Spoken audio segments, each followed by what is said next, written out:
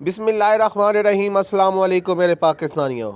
पाकिस्तान के सीनियर तजिया कार और जर्नलिस्ट चौधरी ग़ुलाम हुसैन का एक बयान सामने आया जिसमें उन्होंने इस निजी चैनल में इस चीज़ का दावा करते हुए कहा है कि पाकिस्तान के बहुत ज़्यादा सरमायाकार जो इस टाइम बरतानिया और अमेरिका में अपनी खिदमत सर अंजाम दे रहे हैं और उनका काफ़ी ज़्यादा जो पैसा इन्वेस्टमेंट वो भारत और बांग्लादेश में कर रखी है उन्होंने।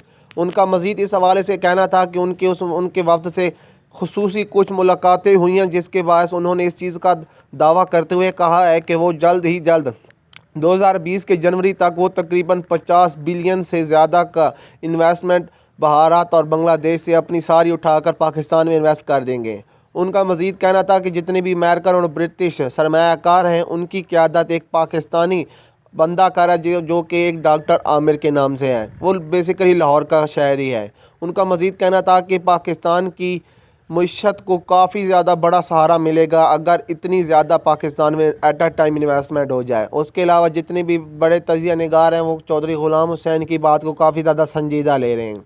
इसके अलावा आप लोगों को बताता चलूँ कि चौधरी ग़ुलाम हुसैन ने इस चीज़ का दावा एक निजी चैनल पे किया है जिसमें उन्होंने बताया है कि जल्द ही ब्रिटिश और अमेरिकन जितने भी बड़े सरमायाकार हैं जिन्होंने कम अज़ कम बांग्लादेश और इसके अलावा वियतनाम, श्रीलंका और भारत में 50 बिलियन डॉलर से भी ज़्यादा की इन्वेस्टमेंट कर चुकी है, वो वहाँ से अपनी सारी इन्वेस्टमेंट उठा कर पाकिस्तान पे इन्वेस्ट करने वाले हैं।